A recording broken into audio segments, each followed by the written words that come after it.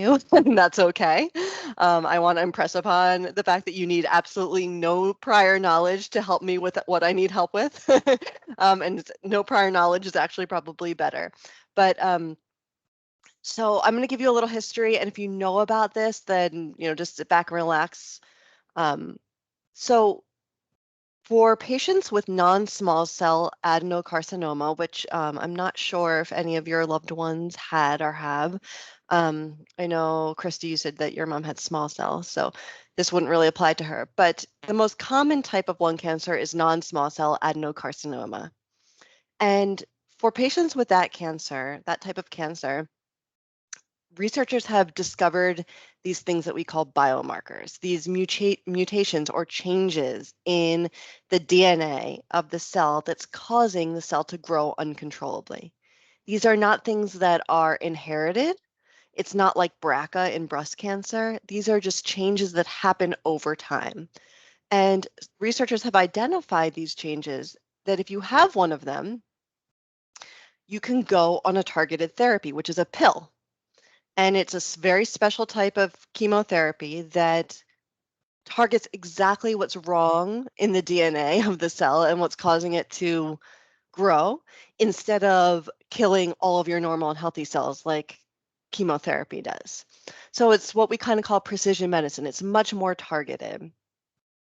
And also, just to be complete, when you're talking about biomarkers, you're talking about these changes, these mutations in the cells. Sometimes they're not mutations, sometimes they're rearrangements, or a piece is missing, or it's translocated, or something like that, or sometimes it's just weird. But then there's one more component to that, which is that there's a protein called PDL1. And PDL1 is a protein that's on cells. And if you have a lot of it, you might respond better to immunotherapy. So what doctors do is they test to see your level of PDL1, and that helps them decide if you should go on immunotherapy or chemotherapy or a combination. Okay. So when you have a patient who has non-small cell adenocarcinoma, you really want the doctor to do what we call comprehensive biomarker testing. You want them to look at all of the possible mutations that could be in there, the ones that we have a therapy for and the ones that we don't have a therapy for, because that could be a clinical trial. That might be the option. And these PDL1 levels, the level of protein that might give information about immunotherapy. Have I lost you, or are we good? Like thumbs up? We're going? Okay, good. So if you go to like a medical teaching hospital, this kind of testing, this comprehensive biomarker testing is done reflexively. It's just not even a consideration. You get it in, you test the person's tissue, you come back, you get the results, and then you have more information about how the person should be treated for their cancer. But not all oncologists are up to speed, because biomarker testing or lung cancer is actually leading the way in this. Lung cancer, which kind of like for decades didn't have any improvements, is now really a leader in precision medicine. And so if you're going to maybe an oncologist who's treating breast, colon, prostate, and lung, it's possible that they will not be up to speed on testing for all of these different biomarkers and mutations.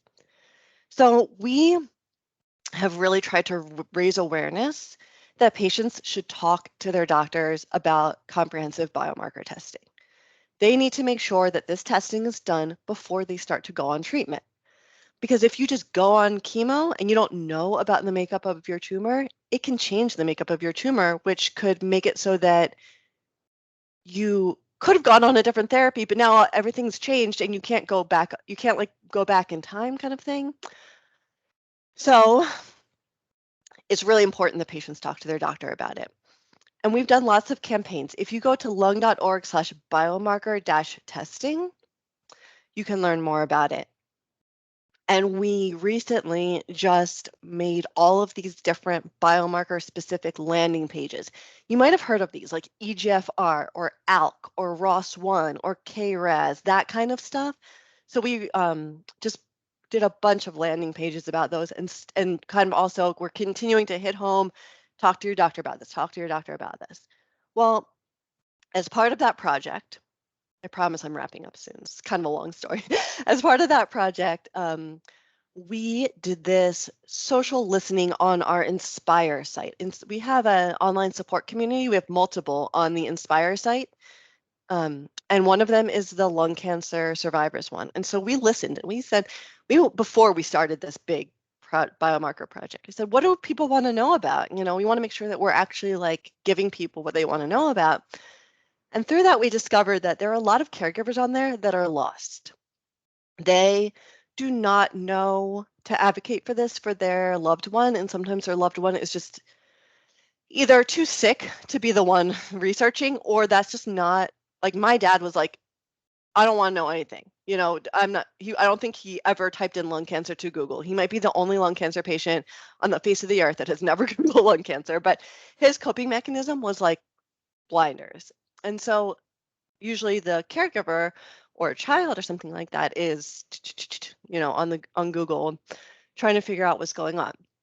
So not only that, there's logistical challenges, there's insurance coverage issues, there's interpreting the results, there's all of this stuff. And oftentimes the caregiver is the one that's kind of like wading through all that stuff.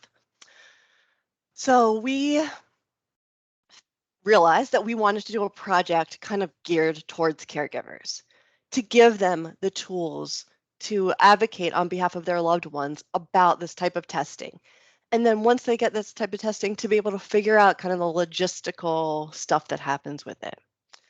So that's why we're launching this project called Caring About Biomarker Testing. And the way the Lung Association works is that we don't just go in and waltz in and create a project and think we know everything that should be in the project. We always research first. And so we always go to the people that are our target audience. And that's some of you all. So even though maybe you're not in that target audience right now because either the ship has sailed or it wouldn't have applied anyway, you still have the knowledge of caring for someone and kind of helping them navigate the medical system. And for that, I need to rely on you. Not only you, I'm going to be doing a lot more, but I would appreciate your feedback. Do we have any questions before I go any farther? Okay, so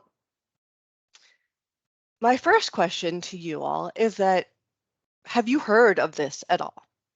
Is this at all familiar to you? And if so, if you can kind of share your experience. Anyone can jump in. You can just take yourself off mute. Actually, with Michael's care, they did do the biomarker testing before they did his treatment. So many of the things you are talking about, Carly, were performed. Did I understand it at that time? It's like you said, Mike didn't want to get in the details. That was kind of my job as a champion, but I feel really fortunate that I had an oncologist who was in the leading edge at that time because Michael died 5 years ago. And he was able to do some immunotherapy. Part of his challenge is he had that bad handoff. And once you have a bad handoff and you take off their chemo treatment, which is their lifeline, then, good luck. It was a different journey. But yeah, we were exposed to that. It's very informative. I think this is a great opportunity. I think everything you are doing on this is spot on. Thank you so much. And so he probably did not have any molecular marker because he went on chemotherapy and immunotherapy, yes. Right? Okay. Yeah, exactly. But the thing that did happen is we got in a time delay with his immunotherapy. He should have actually been on it a lot earlier. And there was a delay within, one of the approval process with the UPS Foundation. We were not aware of it. So just a whole nother area as a caregiver that we can educate people how to guide. Once you do biomarkers and once they decide, you do qualify for this kind of treatment, you're talking about the financial, you're talking about the approval, that is definitely knowledge and wisdom we can guide people with, because we were in a black hole and we did not know it for months. We did not know that he had a hiccup. Once we found out, we were able to push that thing within weeks. So anyway, I think this is a great opportunity, and that's all we can do is share knowledge so that we can leverage that knowledge to help other people maybe be able to, sustain their longevity with this battle. As I say, you never know where the cure is. Could be right around the corner. So good job. Thanks. Christy or Kelsey? My mom did have that done by her doctor. What the results were, same thing as Karen, I'm not quite sure. But my mom ended up going through with radiation and chemo instead of immunotherapy, I believe. So, and then same thing with my aunt. At the time when she had it, that wasn't even in existence at that point because it was so long ago. But definitely, yeah, I agree with Karen. Good work on researching that and everything, because honestly, it could help save a lot of people. Well, yeah, and I think for me, like you said, not yet a thing for small cell lung cancer. I feel like I hear all the different, the different commercials for the different drugs. Like I hear the genetic markers thrown around, and we'll read articles and things like that. And I think, interestingly, when, like you said, I feel like there have been, a lot of good things happening. And it's all, at first, I remember feeling like, well, right, it's all for non-small cell. Like this wouldn't have even helped my mom. But it can help so many people. And you have to believe that if it has indication with non-small cell, small cell is right around the corner. And, I think it's one of those things where I keep hoping that like they'll, start digging into small cell as well. And I have read a few things lately that seems to be happening, which is good. So yeah, I'm not certainly as familiar as the other ladies, but I'm so excited about it. It feels like such a huge deal, which is great. Yeah. It's, just so frustrating that a cancer patient wouldn't get the highest quality of care, which I know frustrates everyone. So, if let me think about how to say this. When messaging to a caregiver versus to a patient, do you think there's differences in how you should message about things, biomarker testing in particular, but it could be more general? As always, feel free to take yourself off mute and jump in. You could also raise your hand if you want, if that's easier. If you go up to the top, I think that you can see it. There's like a little icon with a person raising their hand, if that makes it easier for you. And Carly, repeat your question again, please. Do you think that there are differences in how we should be messaging to caregivers versus patients about biomarker testing, but also in general? I definitely think so. On my journey, and and with other people who have been on this journey too, I have been a caregiver for my mother who was battling another form of cancer.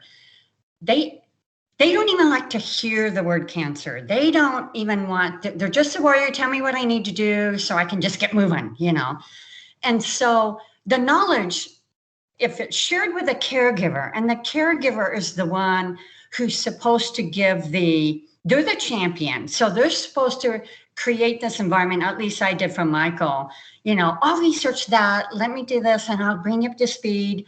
That allowed him to focus, and it sounds maybe quirky and maybe it doesn't. He just wanted to focus on being part of life. He didn't want to have his whole world consumed about talking about cancer.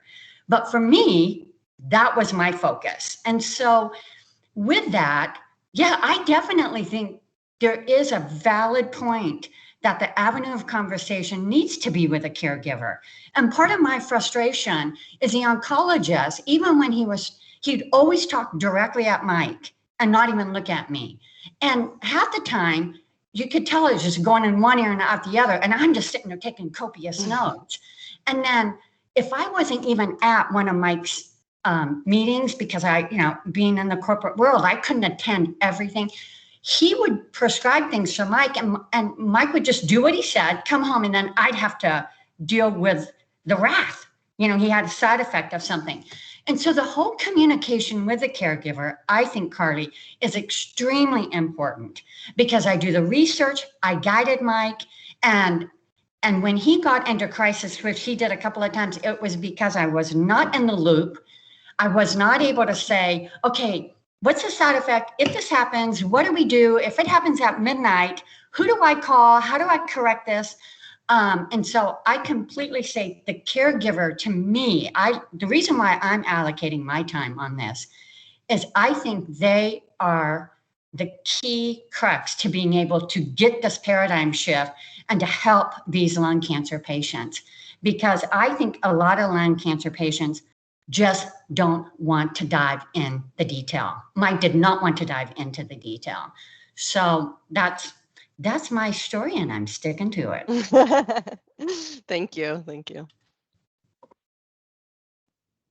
Yeah, I agree with so much of that. I definitely agree that messaging, it's a good idea to have it different for both, because I think there's something, especially when a patient like doesn't want to know a lot. I think there's a great deal of fear there, which like for the caregiver, like we can shoulder that fear because we're not also the ones going through it. But for the patient to have to do it, I think that that's like cruel and unusual to to a certain extent.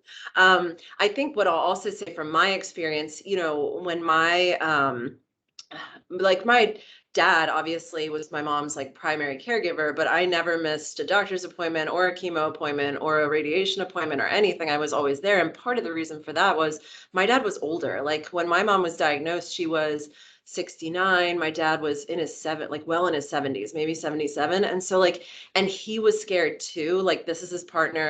And so like he couldn't process, like there was just something happening in his brain that like he couldn't process what was happening. And I don't know if it was like fight or flight of just like trying to not hear. He also is a person who just thinks everything will be fine. So I think sometimes he probably didn't want to ask the questions or do the research or dig into it. So that, felt to me. And I think that, then it was like this, then I had to explain to him in one way and also to my mom, kind of in a different way. So that was just an interesting, I even think there's probably a different way, like generationally, to do messaging and decide, what that looks like. Yeah, absolutely. Kelsey, is there anything you wanted to add?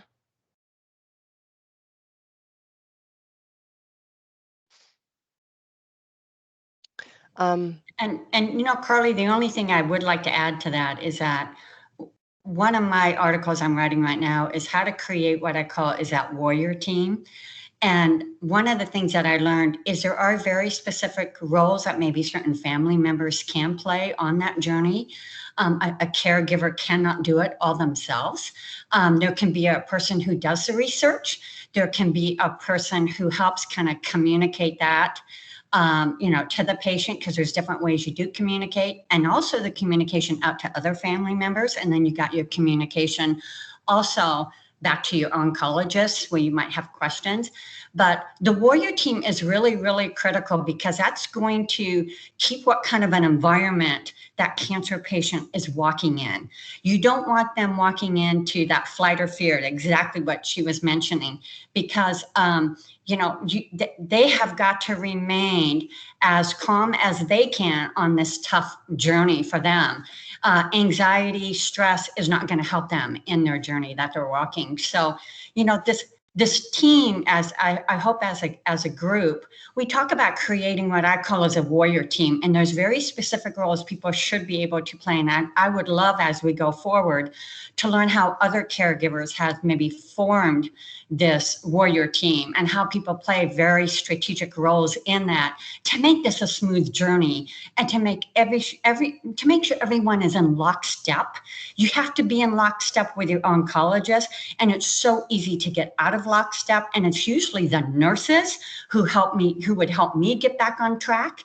So I just think that whole warrior team concept, and that's one thing I'd like to offline, Carly, talk to you about, because I think your biomarkers needs to be a link into that article that talks, that is one component of the warrior team that we do need to consider as we go forward, even before we begin our treatment. So. Yeah, absolutely. One kind of unique challenge of biomarker testing is that, you know, it can take about 2 to 3 weeks to get biomarker testing results back. And in that time, people get antsy and they say, I'm sitting here, my cancer's growing, and you don't have me on anything. And so then they start on something, and then that screws up their trajectory, right? So, can you talk about what you think the role of the caregiver is in making sure that doesn't happen? That right now we cannot change how quickly it takes for the test to come back. That is like a degree away from me with like the next generation sequencing companies, but we can kind of change the rhetoric and the idea that it's okay to wait a couple of weeks in most cases. What do you think? What do you think about that?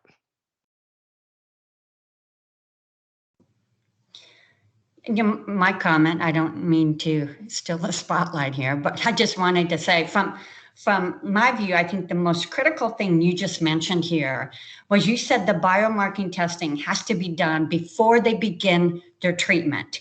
Because if they start their treatment and they get the results, things have already changed and can't impact the results. And so, it's just like sitting down. The more knowledge you can articulate to a person for waiting, no one likes to wait. We are in a world where we want everything now.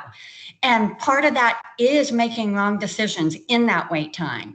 So I just think it needs, Carly, the more knowledge you would be able to come to the table, and the most powerful one you said, if you don't wait and you act rationally, go into treatment, then if you get any kind of results from biomarker testing, you're not going to be able to use it to the powerful effect you could have used it.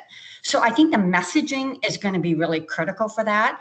And I found when I went to Michael and I could come in with facts, I could substantiate things. He would get whatever you think we need to do, hon, whatever you think we need to do. And Good husband. always remember too, Mike and I did wait on his treatment for the results. We did wait too, because we wanted to have our vows. We didn't think of, oh my God, we're letting cancer go through his body. Because I would tell you, once they start getting into treatment, whether you're 3 weeks or a month later, the journey, still the battle, he had great results with his chemo, even though we waited almost 3-4 weeks. So I have a testimony that, it was worth the wait in my book, and he got great results. So I think it's a message of facts. It's a message of assurance and confidence that the wait is worth it for the results, and hope. Always remember, in any opportunity as a caregiver, it's the hope that we might be able to get more out of this by waiting, because we might have a better treatment option, which gives us a better chance of survival. That's kind of the messaging I'm just throwing out there from my experience. I'm just taking notes. That's helpful. Christy, is there anything you want to add? So I'm wondering if like there's some sort of like average time, that biomarker testing can gain, like can help people gain. So the messaging is almost like, 2 weeks could equal what? 12 months, 2 weeks could equal, Yeah. so to kind of like show like, yeah, if this is something that turns out positively, like you're really going to benefit from it. I mean, you want to like, in case they don't have you also want to like manage that somehow, Yeah. but that would just be my thought on that. Maybe case studies. What Christy's talking about. If there are case studies where people did biomarker, the biomarking that got results, how that did prolong their care. So I think if we can find any kind of case studies where maybe they have research on this, would be really valid. That always seems to light up, the patient. Oh, okay, there's a case out there that shows this gave results. Yeah. So another timing challenge of this testing is that, you want it done maybe like before you even know you have lung cancer, right? Because what happens is you go, you have something is wrong, whether it appeared, on a chest CT or a CAT scan or something like that, and then the doctor has to do a biopsy. And at that time, the doctor has to take enough tissue in the biopsy to be able to perform this testing.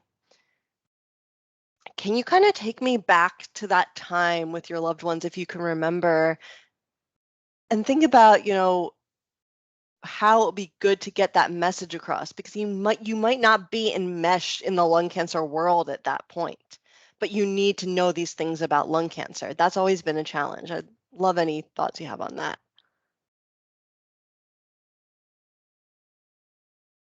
And I think that maybe Kelsey jumped off, so it's just the two of you. Well, I'm interestingly, back. I lost connection. Oh, sorry. Okay. You're fine.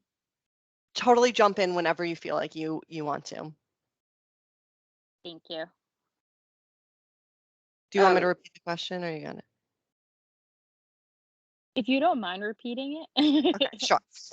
So patients need this kind of testing like really early on in the process, before you might even know that you are a lung cancer patient, because you want to get enough tissue to do that testing at the biopsy time.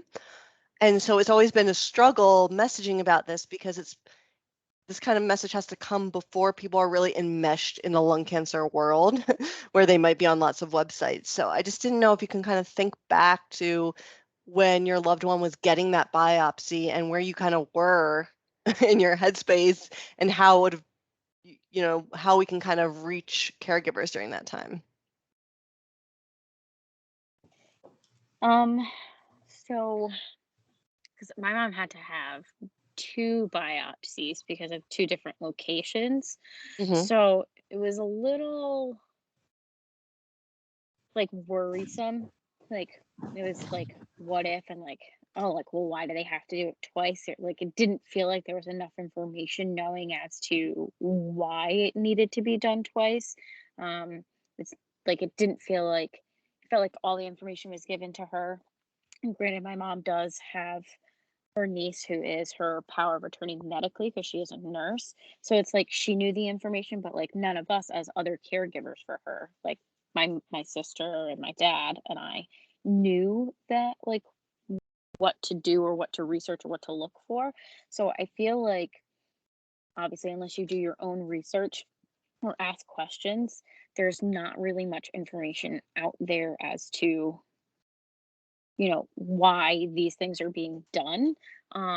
Because I remember trying to ask, but it's like, they only allow so many people in the doctor's office. You ask a question and type of a thing. So I feel like it was just kind of a lot of hecticness and not enough information. Mm-hmm. it feels similar to, just in hearing Kelsey say that, it feels a little bit similar to the like my mom never had her tumor biopsied. She just, like, on her PET scan, everything lit up, and so like they knew what we were dealing with. And actually, interestingly enough, she was first diagnosed with anxiety, so that was that was a miss. Yeah, But that's an understatement.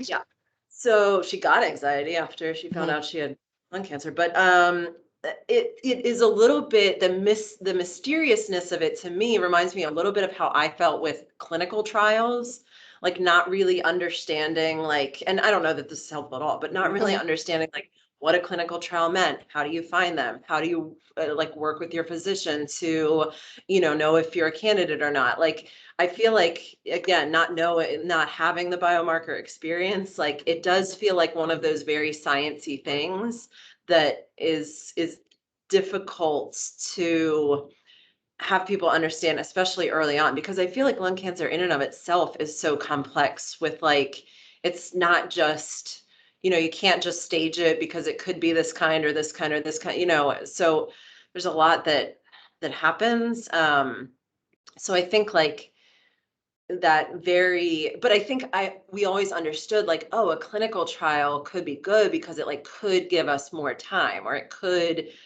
so maybe just that idea of like, this could help your journey be easier, better, longer, whatever it is, like really boiling it down and trying to be like as least sciencey as possible. Even the term like biomarker feels like a bit unapproachable just with all the, Yeah, it's other overwhelming. terms. Yeah. It Yeah. is. I It have to definitely does. say, I'm sorry, go ahead.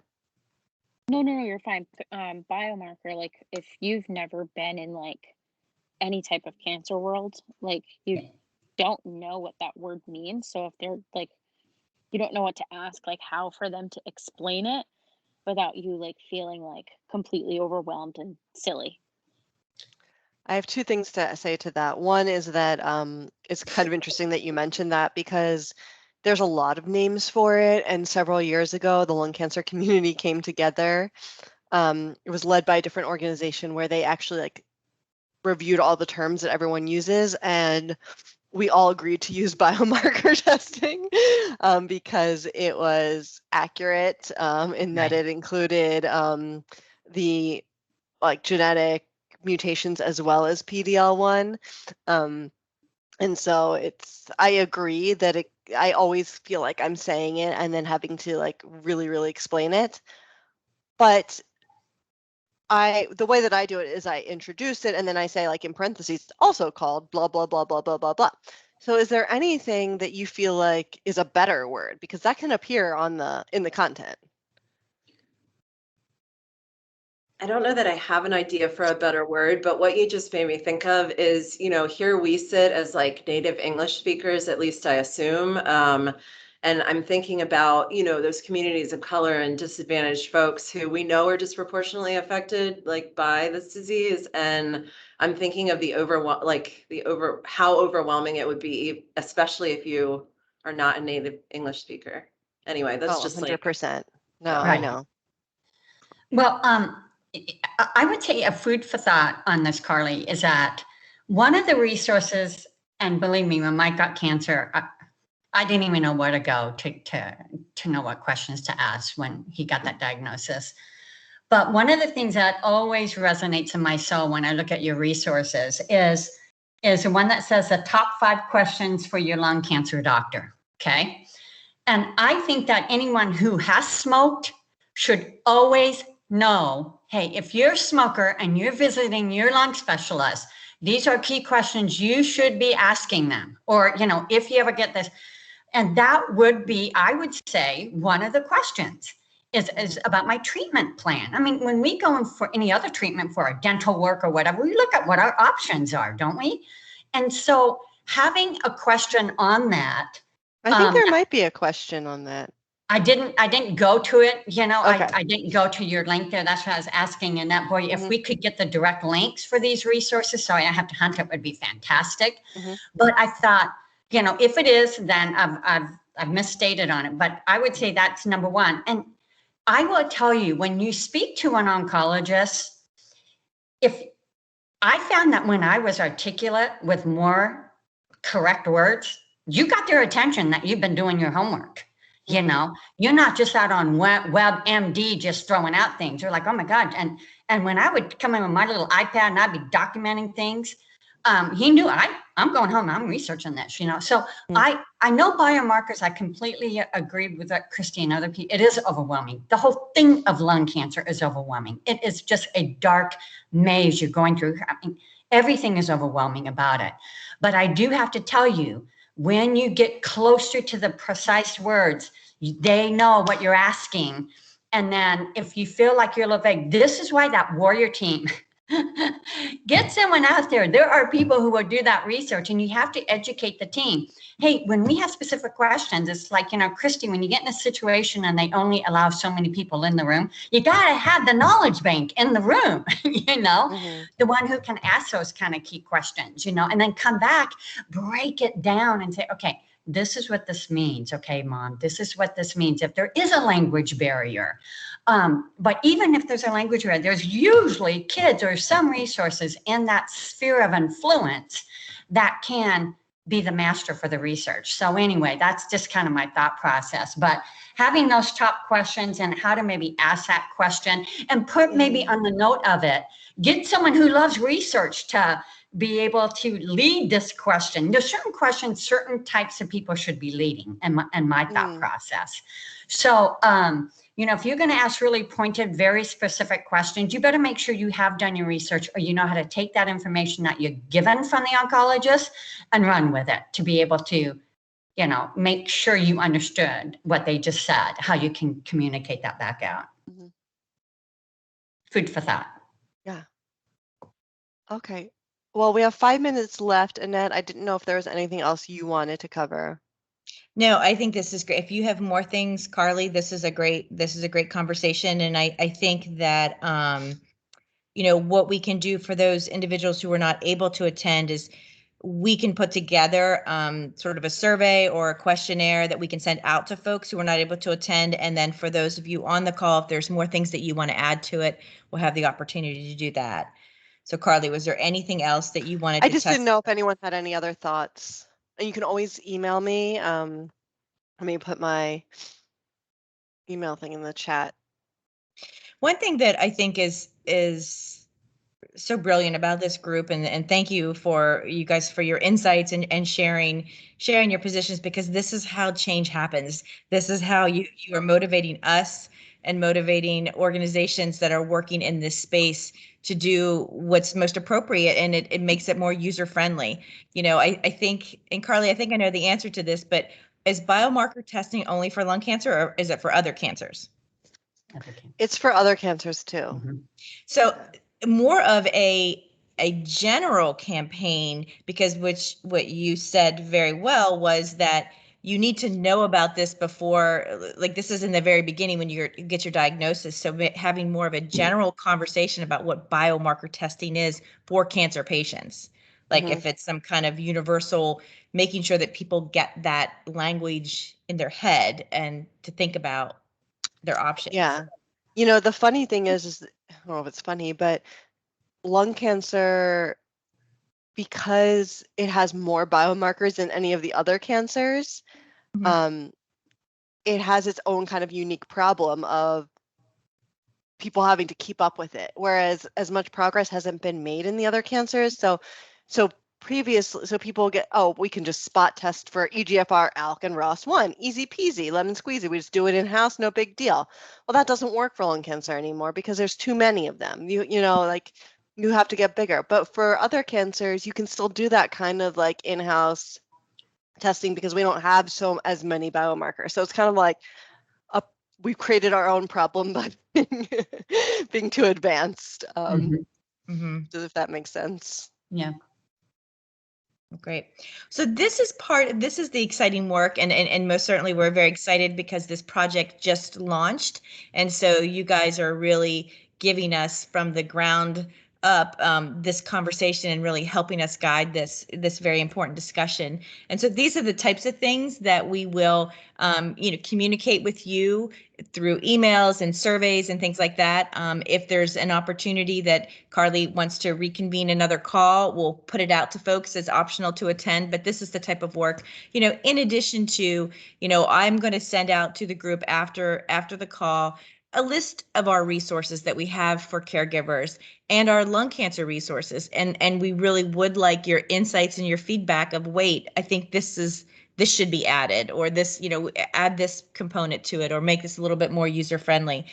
We appreciate the good job, but we appreciate even more what can we do better, because we can all do better and we can always add to what we have. So we definitely like to hear both, but really do appreciate your insights, because this is going to help make this educational campaign and in general so much greater for all lung cancer caregivers. Carly, anyone else have any final notes before we sign off? And we will anticipate a email from me and Carly after this call, and this survey for answering any additional questions.